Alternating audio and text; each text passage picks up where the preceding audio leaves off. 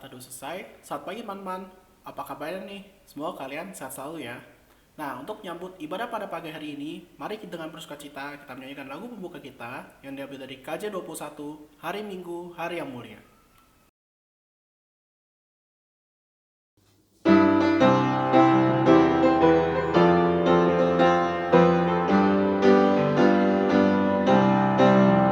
Hari Minggu, hari yang mulia, itu hari Tuhanmu.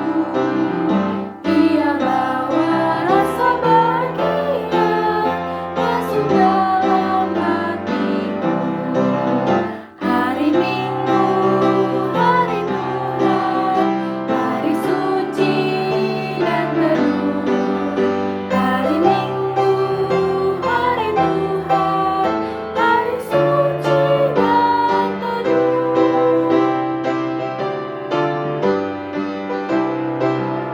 Hari Minggu, hari istirahat bagi badan yang letih. Firman Tuhan turun bawa nikmat untuk hati yang sedih. Hari Minggu, hari Tuhan, hari suci dan teduh. Hari Minggu, hari Tuhan, hari suci dan teduh.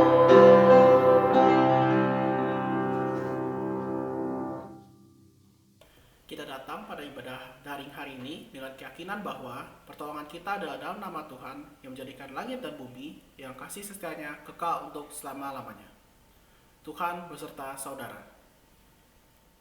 Nah, teman-teman tahu nggak sih apa itu arti dari kata perubahan? Nah, menurut Kamus Besar Bahasa Indonesia, perubahan itu diambil dari kata utamanya yaitu ubah yang memiliki arti sesuatu yang berubah wujud atau memiliki juga arti yang sudah berbeda dari sebelumnya. Nah, perubahan ini sering kali kita alami di kehidupan kita sebagai remaja. Nah, teman-teman juga pasti aku yakin banget di sini semuanya kita pernah mengalami perubahan dari yang kecil sampai yang besar banget. Nah, tapi teman-teman sadar nggak sih sebelum kita menuju perubahan itu ada satu proses di mana kita sebagai manusia membentuk atau dibentuk agar kita dapat mencapai proses tujuan utama dari perubahan itu. Nah, teman-teman juga harus ketahui bahwa dalam proses menuju perubahan itu nggak semuanya berjalan dengan lancar. Terkadang kita harus melewati segala sesuatu yang sangat buruk sampai kita terkadang sampai menyerah untuk mencapai sebuah perubahan itu.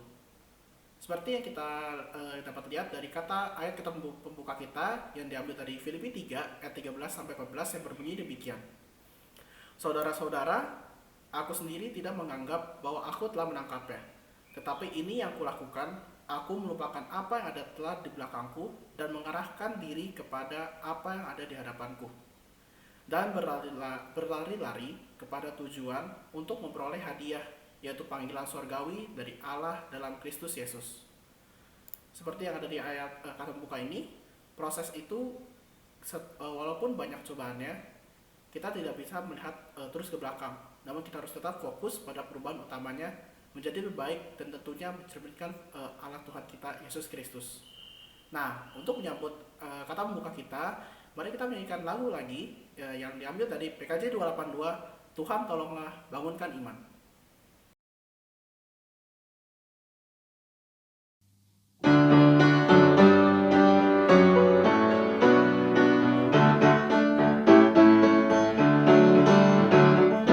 Tuhan tolonglah bangunkan iman, pulihkanlah kasih yang remuk.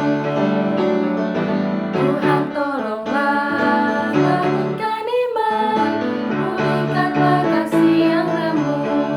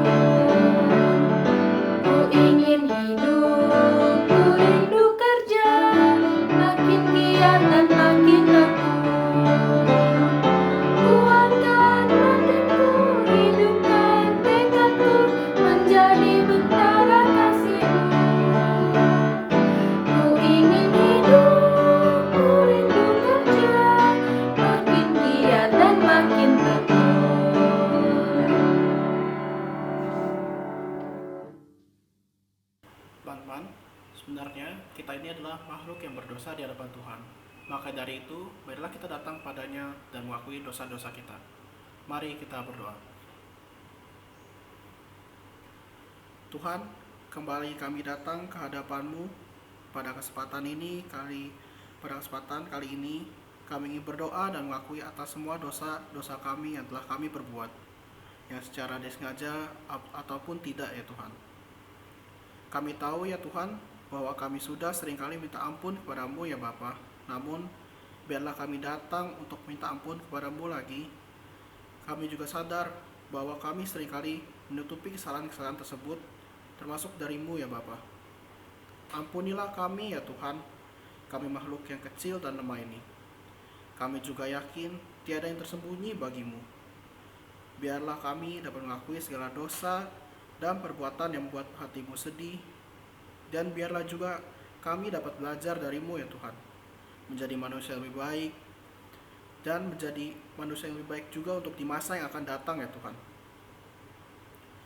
Ya Bapa, kiranya Engkau mau mengampuni segala dosa dan kesalahan yang telah kami perbuat di hadapan-Mu, yang telah membuat Engkau sedih, dan juga membuat hati-Mu tersakiti ya Tuhan.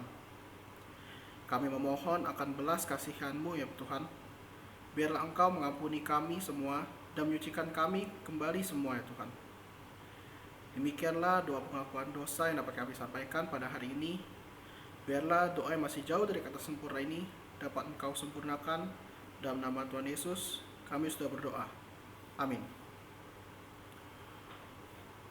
Untuk memaknai doa pengakuan dosa yang baru saja kita lakukan tadi, marilah kita menyanyikan lagu yang diambil dari PKJ 46 dari Kungkukan Malam Gelap.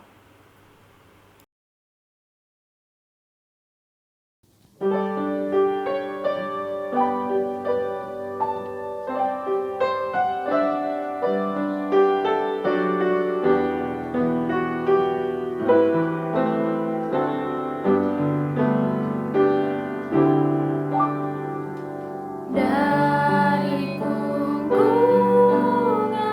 duka kelam, ya Tuhanku, ku datanglah, masuk terang-Mu, bebas senang. Ku datang padamu,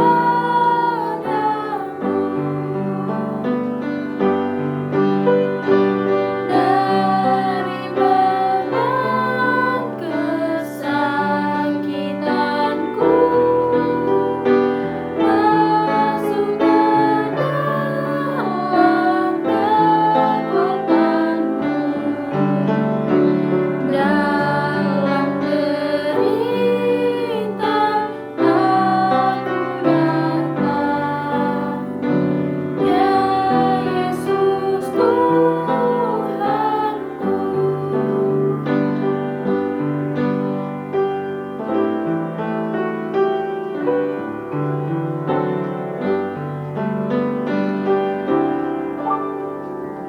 Dari hempasan badai deras, ya Tuhanku,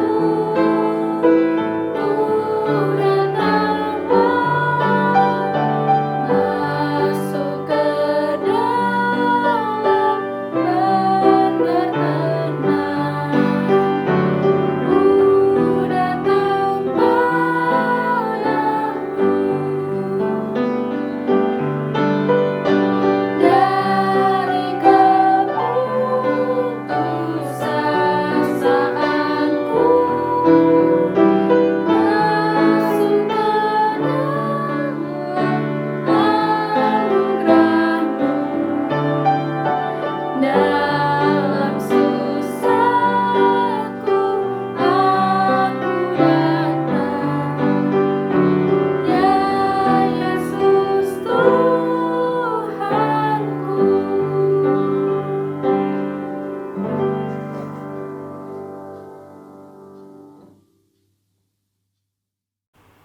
Bagi setiap kita yang telah mengakui dosanya di hadapan Tuhan, diberikan berita anugerah yang diambil dari Efesus 2 ayat 8-9. yang berbunyi demikian. Sebab karena kasih karunia, kamu diselamatkan oleh iman. Itu bukan hasil usahamu, tetapi pemberian Allah. Itu bukan hasil pekerjaanmu, jangan ada orang yang membanggakan diri. Demikianlah berita anugerah dari Tuhan. Teman-teman remaja, mari kita satu di dalam doa sebelum kita membaca dan merenungkan firman Tuhan. Mari kita berdoa. Bapa di dalam surga, kami mengucap syukur karena pada saat ini kami boleh Tuhan berikan kembali kesempatan untuk kami beribadah bersama-sama. Walaupun kami beribadah secara virtual, tetapi kami mensyukuri bahwa semuanya ini terjadi karena anugerah Tuhan. Dan pada saat ini ketika kami ingin merenungkan sabda-Mu yang kudus, Tuhan siapkan hati kami dan pikiran kami supaya firman Tuhan boleh bertumbuh dan menghasilkan buah. Artinya bahwa ketika kami mendengarkan sabda Tuhan, kami rindu melakukan di dalam hidup kami hari lepas hari, supaya kami terus diperbarui menjadi manusia yang baru yang berkenan di hadapan Tuhan. Bersabdalah kepada kami Bapa di surga, karena setiap kami bersedia untuk mendengarkannya. Di dalam nama Tuhan kami Yesus Kristus, kami telah berdoa dan mengucap syukur. Amin. Bacaan kita diambil dari kitab Kejadian 32 ayat 22 sampai 32 yang berbunyi demikian.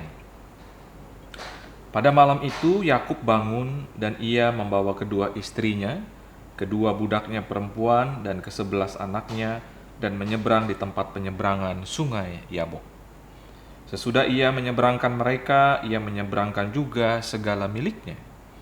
Lalu tinggallah Yakub seorang diri, dan seorang laki-laki bergulat dengan dia sampai fajar menyingsing. Ketika orang itu melihat bahwa ia tidak dapat mengalahkannya, ia memukul sendi pangkal paha Yakub, sehingga sendi pangkal paha itu terpelecok ketika ia bergulat dengan orang itu. Lalu kata orang itu, "Biarkanlah aku pergi, karena fajar telah menyingsing." Sahut Yakub, "Aku tidak akan membiarkan engkau pergi jika engkau tidak memberkati aku." Bertanyalah orang itu kepadanya, "Siapakah namamu?" Sahutnya, "Yakub." Lalu kata orang itu, "Namamu tidak akan disebutkan lagi Yakub, tetapi Israel, sebab engkau telah bergumul melawan Allah dan manusia, dan engkau menang." Bertanyalah Yakub, "Katakanlah juga namamu." Tetapi sahutnya, "Mengapa engkau menanyakan namaku?" Lalu diberkatinyalah Yakub di situ. Yakub menamai tempat itu Peniel, sebab katanya, "Aku telah melihat Allah berhadapan muka, tetapi nyawaku tertolong." Lalu tampaklah kepadanya matahari terbit ketika ia telah melewati Peniel, dan Yakub pincang karena pangkal pahanya. Itulah sebabnya sampai sekarang orang Israel tidak memakan daging yang menutupi sendi pangkal paha, karena dia telah memukul sendi pangkal paha Yakub pada otot pangkal pahanya. Demikianlah firman Tuhan. Berbagailah mereka yang mendengar dan juga memeliharanya dalam hidup hari lepas hari. Haleluya. Halo teman-teman remaja, apa kabar? Saya harap semua pada sehat ya. Tema kita pada saat ini adalah life changing moments. Life changing moments. Kita bicara soal perubahan tapi juga soal momen ya. Nah, tentu dari kalian juga pernah lihat ya, kalau kita buka banyak aplikasi itu ada yang namanya aplikasi Face App ya, Face Apps ya. Nah, kalau kita lihat di aplikasi itu kita bisa merubah muka kita. Ya, kalau ada yang merasa bahwa dirinya, "Wah, saya kurang hitam," nanti bisa dihitemin. Kalau ada yang merasa, "Wah, kok di muka saya banyak titik-titiknya ya," nanti itu bisa dihilangin juga gitu ya. Pokoknya kita bisa totally wajah kita berubah ya, jadi orang yang lebih lebih tampan, lebih cantik gitu ya, menurut pandangan kita gitu ya, dari aplikasi itu gitu. Nah, seringkali yang seperti itu yang ditayangin di media sosial gitu ya, nggak seperti kenyataannya gitu ya. Nah, ini yang menjadi catatan kita ya, apakah perubahan memang harus seperti itu, atau justru perubahan itu ada cara yang lain untuk melakukannya. Nah, kalau ditanya nih sama teman-teman ya, apa sih yang menjadi sandaran dalam hidup kita? Nah, itu kalau ditanya tuh kayak begitu ya. Nah, tentu jawabannya akan beraneka ragam kan. Nggak mungkin satu jawabannya, pasti beraneka ragam yang menjadi sandaran hidup kita. Mungkin ada yang mengatakan uang. Kalau ditanya kenapa uang gitu ya, karena mungkin dengan adanya uang, ia merasa bahwa hidupnya akan aman dan bahagia. Dia bisa melancong kemana-mana, dia bisa beli barang apapun gitu ya, baik di Tokopedia ataupun di toko-toko yang lain gitu ya. Pokoknya bebas untuk membeli dan juga mau berencana pergi kemana gitu ya. Pokoknya intinya kalau dia merasa punya uang, dia bisa kemana-mana ya. Nah, lalu juga ada yang mengatakan, oh bukan uang tapi kepandaian ya. Kalau kepandaian ya, karena dengan kepandaian itu dia merasa akan bisa berbuat apa saja ya, dan tidak akan dianggap orang sebagai orang yang biasa-biasa saja. Dengan kepandaian kita bisa menghasilkan uang gitu ya. Ada juga yang mengatakan pacar ya, sandaran hidup saya itu pacar gitu.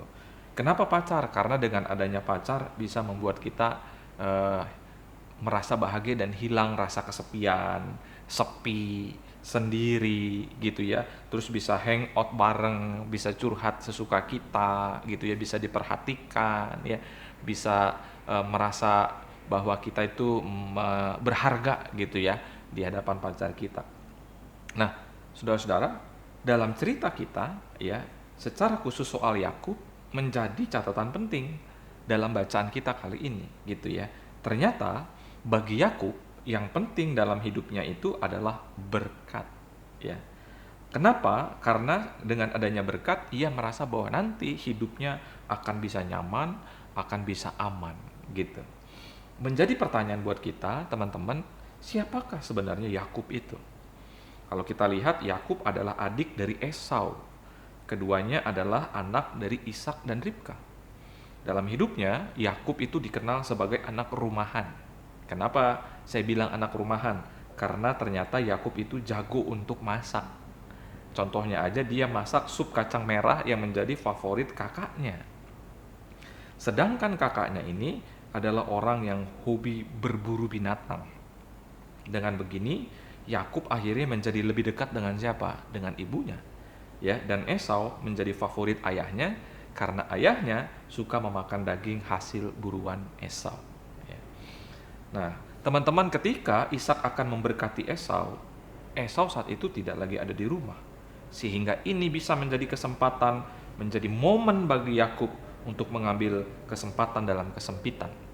Esau adalah anak yang tubuhnya penuh dengan bulu, dan Ishak, ayahnya yang sudah tua itu, mempunyai mata yang sudah tidak dapat lagi melihat dengan jelas. Hal ini dipakai oleh Yakub untuk menyamar menjadi Esau dengan cara membalut tangannya dari kulit binatang, agar nanti ketika disentuh ayahnya mengira bahwa dirinya adalah Esau. Akhirnya Ishak memberkati Yakub.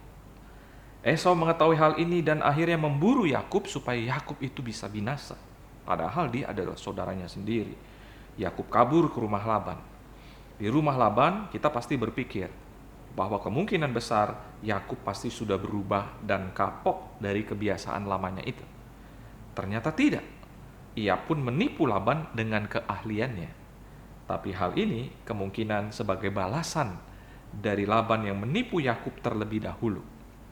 Nah, setelah selesai bekerja di rumah Laban dan mempunyai keluarga, akhirnya Yakub dipanggil Allah pulang kembali ke tanah kelahirannya.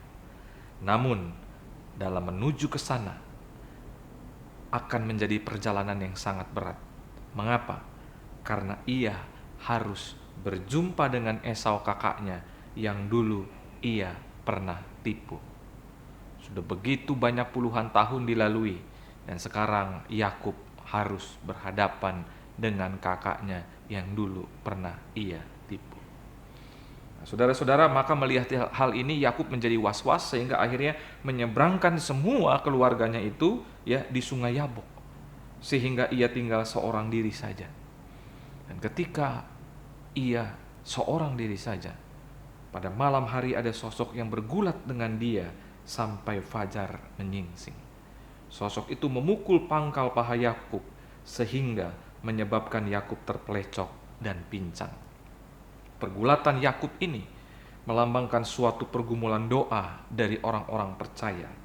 Yakub tahu bahwa harapan satu-satunya untuk menyelamatkan hidupnya hanyalah Allah dan janji setianya yang akan mendampingi dan menjadikan keturunannya sebanyak pasir di laut yang tak terhitung banyaknya.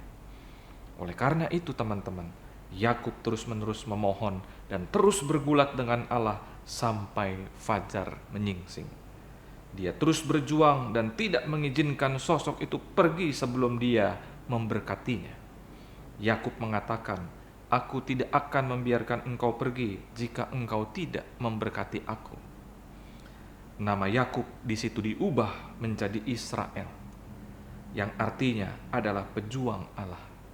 Artinya, ia tidak lagi hidup sebagai manusia yang lama. Dia sudah menjadi manusia yang baru. Di situ momen perubahan Yakub. Dari yang namanya Yakub, yang dulu dikenal sebagai penipu, sekarang menjadi Israel. Dia sudah diampuni oleh Tuhan, dicintai oleh Tuhan. Dia telah mengalami pembaruan karena dia telah bertemu dengan Tuhan. Tidak ada lagi yang perlu dia takutkan. Apa saja kalau begitu yang berubah dalam diri Yakub. Kalau kita lihat yang pertama, jika dulu ia adalah orang yang suka menipu dan memakai intrik atau cara untuk keuntungannya sendiri, kini ia berubah menjadi orang yang pasrah dan berserah. Yang kedua, jika sebelum bergumul di pinggir sungai itu hatinya takut dan gelisah karena akan berhadapan dengan kakaknya Esau, kini berubah menjadi berani dan mau mengandalkan Tuhan dalam peristiwa tersebut. Yang ketiga, Yakub menyadari satu pergumulan bersama dengan Tuhan yang membawa dia kepada satu kesadaran dan perspektif yang luar biasa bahwa Allah adalah Tuhan yang sungguh mengasihi dia. Dan pada waktu ia memberikan tekanan, tantangan, ujian dalam hidupnya Yakub, semuanya itu tidak mempunyai tujuan untuk mencelakakan, untuk menghancurkan, untuk merusak, bahkan merugikan hidupnya Yakub. Intinya, rohani dan karakter yang terdapat dalam diri Yakub pada saat itu berubah. Tuhan mengubah dia. Dia sekarang menjadi seorang yang begitu jujur dengan dirinya sendiri. Dan akhirnya juga dia berani untuk menghadapi realitas pada hidupnya. Dan dia tidak perlu takut lagi. Mengapa? Karena dia ngomong sendiri. Aku telah melihat Allah berhadapan muka, tetapi nyawaku tertolong. Kalau pengalaman itu tidak membuat dia mati, apalagi yang perlu dia takuti dari manusia? Kesulitan yang lain pasti tidak akan mematikan hidupnya dia. Kita bisa menyaksikan di sini keindahan yang terjadi pada diri Yakub. Allah bergumul dengan Yakub dengan satu tujuan, yaitu untuk membuat Yakub mengalami transformasi menjadi seorang yang baru. Nah, oleh karena itu, dari cerita ini, apa yang bisa kita konekin dalam kehidupan kita? Relate-nya tuh apa? Dan kemana? Nah, bagi teman-teman remaja, sesungguhnya apa yang dialami Yakub itu kan juga sering kita alami dalam hidup kita. Kita harus jujur mengatakannya. Mungkin ada kebiasaan-kebiasaan buruk yang belum bisa kita tinggalkan. Sebagai contoh, kita seringkali lupa waktu bermain game online. Bahkan sampai lewat tengah malam pun masih ada yang bermain games. Padahal saat pandemi ini, stamina kita dibutuhkan sekali agar tidak sakit. Jika kondisi kita sehat, maka imunitas diri kita semakin baik dan kuat. Tapi jika sakit, maka kita akan semakin mudah tertular virus atau penyakit yang lain. Jika sampai seperti ini, maka kita akan membuat orang yang ada di rumah khawatir dan menjadi repot. Padahal kalau kita sering diskusi ya, di dalam online kita, lalu ditanyakan apa sih yang menjadi impian kalian, rata-rata kalian menjawab semua tuh begini, membahagiakan orang tua, gitu ya. Tapi apa dengan begitu tadi, dengan main game online sampai subuh itu, dan yang bisa menyebabkan kita sakit itu, kita sedang membahagiakan orang tua? Itu pertanyaannya, ya. Karena apa? Karena menurut saya tidak. Jika kita ingin membahagiakan orang tua, maka kita seharusnya menjaga hidup kita dengan baik dan juga disiplin, ya. Kebiasaan lain yang mungkin masih bisa kita lakukan adalah malasnya kita untuk mengikuti kegiatan gereja atau pelayanan untuk Tuhan. Sehingga hidup dengan rajin berdoa dan merenungkan firman Tuhan itu bukanlah hidup yang dianggap penting, tetapi hanya dianggap sebagai kilasan saja. Cuma lewat aja, ikut aja di situ, tapi hati kita nggak ada di situ, gitu ya. Nah, ini menjadi pertanyaan. Kalau memang kita cinta Tuhan, maka kita buktiin, gitu ya. Nah, berikutnya kita juga seringkali terbiasa bicara kasar atau kotor kepada orang lain, kepada saudara kita, kepada teman kita, gitu ya. Bahkan sangat mudah kita juga berkata bohong. Supaya apa? Supaya nama kita baik. Agar kita tidak disalahkan. Supaya bisa mendapatkan sesuatu yang kita inginkan. Kalau begitu, percis seperti yang dilakukan oleh Yakub pada hidupnya yang lama, ya. Nah, kita juga kadang sulit untuk mendengarkan nih sebagai anak remaja dan juga melakukan sesuatu yang sebagaimana semestinya. Ya. Kenapa? Karena kita tidak mau diatur oleh orang lain. Maka sering kali yang terjadi kita melakukan segala sesuatunya semau kita sendiri. Ya. Padahal semau kita sendiri itu bukan berarti selalu yang benar dan baik. Nah, oleh karena itu, jadilah teman-teman remaja yang mau punya perasaan rendah hati dan bukan tinggi hati dan hanya mau dimengerti, tapi juga mau mengerti orang lain, bahkan mengerti Tuhan. Jika Tuhan mampu mengubah Yakub, ya, kalau tadi kita mengetahui ada kebiasaan-kebiasaan yang mungkin belum bisa kita ubah, tapi kita mau mengubahnya dan kita merasa kesulitan, maka ini menjadi sesuatu yang penting. Jika Tuhan mampu mengubah Yakub, berarti Tuhan juga mampu mengubah kalian. Namun kebaikan Tuhan ini harus kita respon seperti Yakub, ya. Jadi berubah itu bukan hanya sekedar kemauan, atau berubah itu hanya sebuah wacana verbal, tapi berubah itu harus ada usaha yang keras dan gigih, pantang menyerah sebelum fajar menyingsing, seperti yang dilakukan oleh Yakub ketika bergulat dengan Allah. Artinya apa? Jangan cuma bisa ngomong aja, ya saya mau berubah menjadi lebih baik, tapi masih aja jalani kebiasaan dan juga hidup kita yang buruk. Ya. Pertanyaannya kalau begitu, bagaimana caranya agar proses perubahan ini benar-benar bisa terjadi? Ada satu, coba renungkanlah perjalanan hidup kalian hingga pada saat ini. Coba hayati dan maknai momen-momen kalian melewati segala peristiwa dalam hidup bersama dengan Tuhan. Coba refleksikan itu, ambil waktu khusus itu. Ingat perjalanan hidup kalian dari kecil sampai pada saat ini. Kalian akan merasa bahwa tangan Tuhan itu selalu ada dan Dia selalu menolong kita hingga pada saat ini. Kalau itu bisa kalian rasakan, maka kalian akan terdorong untuk hidup tidak lagi mau menyakiti Tuhan. Yang kedua, berdoalah senantiasa agar Tuhan membantu kita untuk terus berubah. Berdoalah, ya Tuhan, bantulah aku apa yang harus aku ubah di dalam diriku. Jadi doa itu bukan soal kita minta segala sesuatu, tapi doa itu juga adalah sebuah sarana komunikasi kita kepada Tuhan untuk meminta Dia mengubah kita menjadi pribadi yang lebih baik. Tapi sampai situ tidak cukup. Buatlah list kebiasaan buruk kita, apa yang ingin kita ubah menjadi kebiasaan yang baik.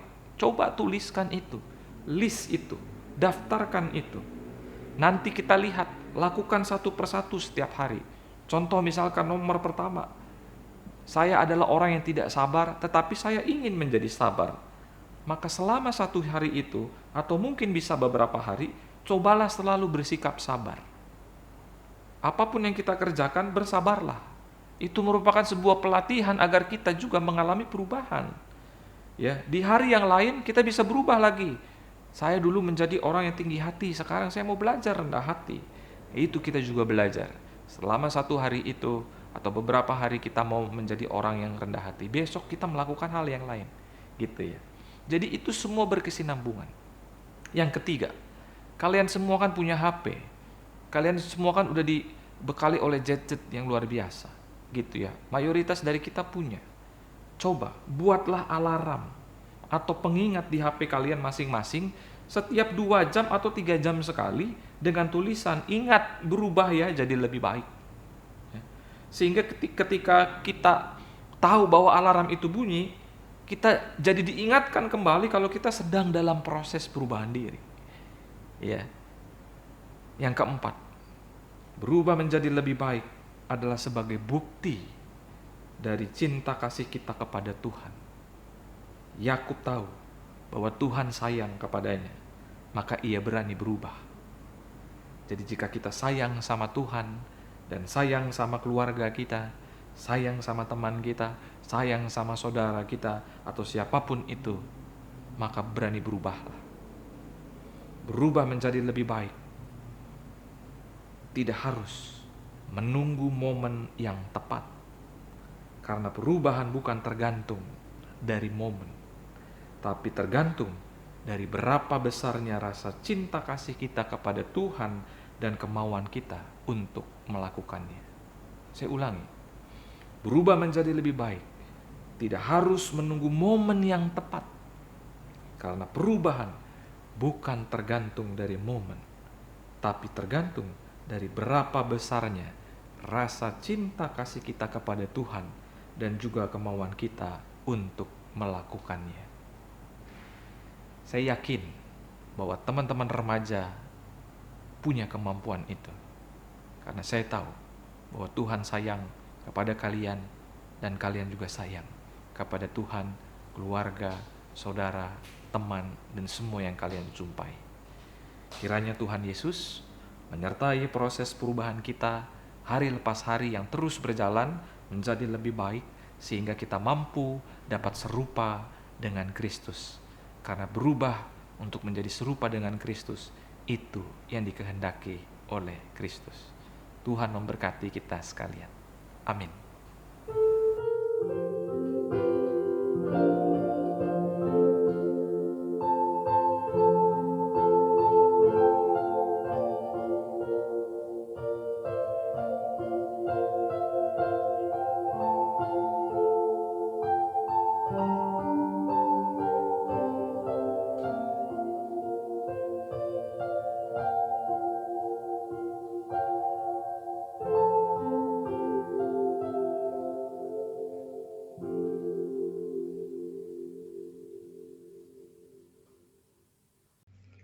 Marilah kita bersama dengan umat Allah di masa lalu, masa kini, dan masa depan, mengingat janji baptisan kita dengan mengikrarkan pengakuan iman rasuli.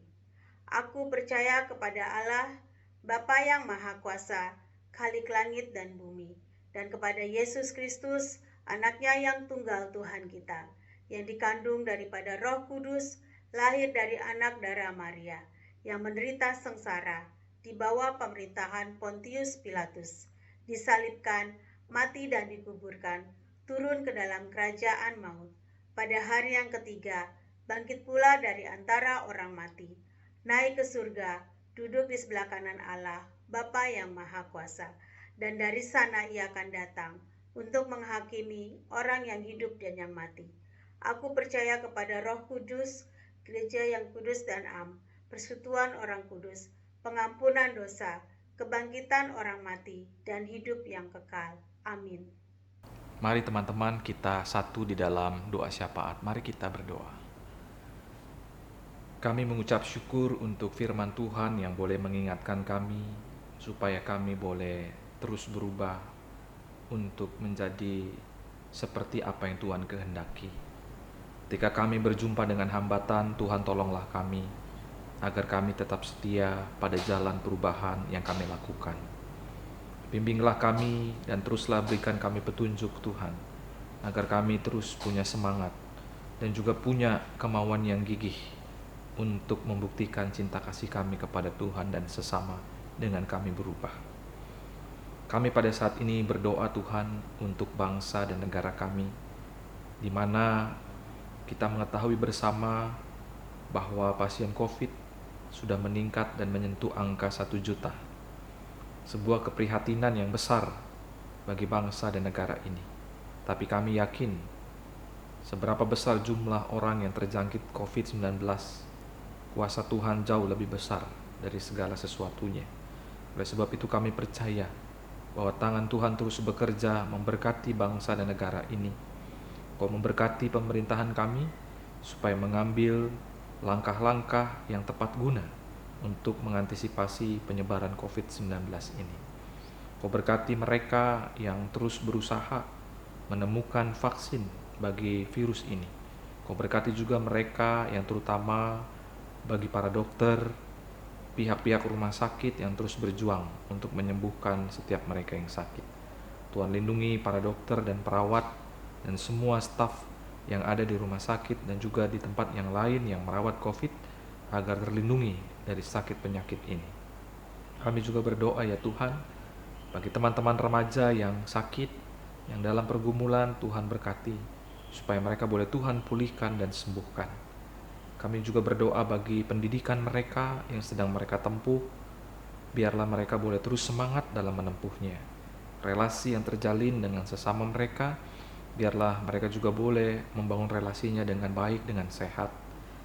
Impian yang senantiasa mereka kejar, biarlah mereka mengejarnya dengan penuh sukacita, tanpa pantang menyerah. Berkati para orang tua yang terus mendidik dan hadir bagi mereka, agar mereka juga boleh sabar dan tahu mendidik dengan baik dan benar. Kami juga berdoa ya Tuhan untuk gerejamu GKI Perumahan Citra 1, supaya Tuhan boleh terus berkarya lewat gerejamu ini untuk mewartakan kabar baik, untuk memperjumpakan Tuhan dengan umat di tempat ini. Biarlah kami terus mau melakukan kesaksian di mana kasih Tuhan boleh terus nyata dalam kehidupan kami, sekalipun kami berada di dalam masa pandemi ini.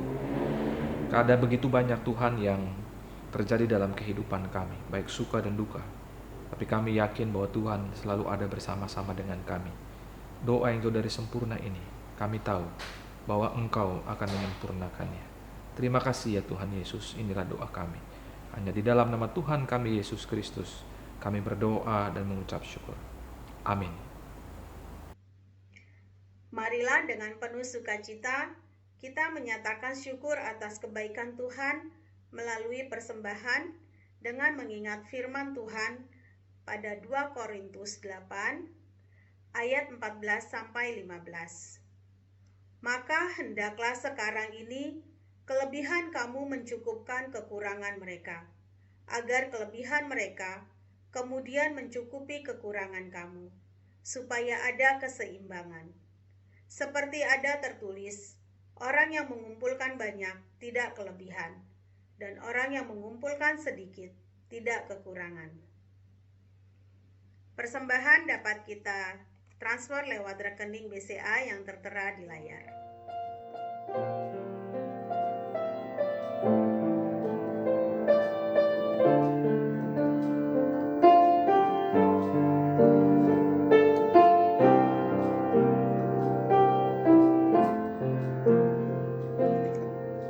Marilah kita bawa persembahan kita dalam doa. Bapa, kami mengucap syukur untuk anugerah yang Kau limpahkan kepada kami hari ini. Pada saat ini, kami mempunyai kesempatan untuk memberikan persembahan. Ajarkan kami Tuhan untuk dapat memberikan persembahan dari kekurangan kami, terutama persembahan diri kami. Kuduskanlah Tuhan persembahan kami ini agar layak di hadapan-Mu. Berkati tangan-tangan yang mengelolanya demi kemuliaan nama-Mu. Terimalah Tuhan persembahan kami ini, di dalam nama Tuhan Yesus Kristus kami berdoa dan mengucap syukur. Amin.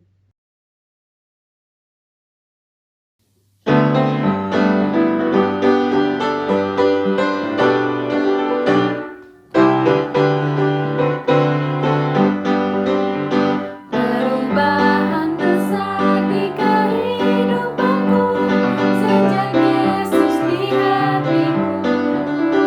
Di jiwaku bersinar terang yang cerah sejak Yesus di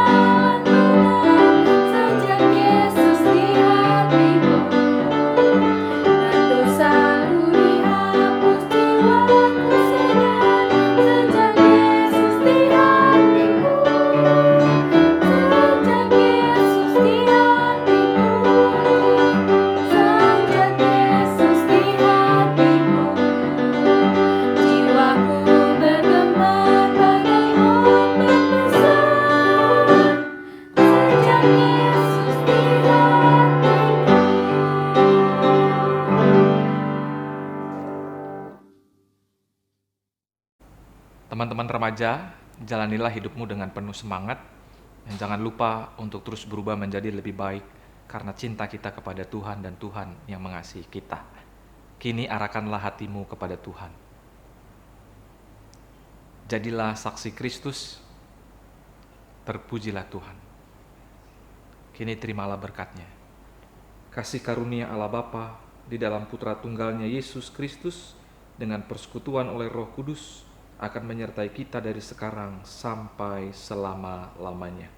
Amin.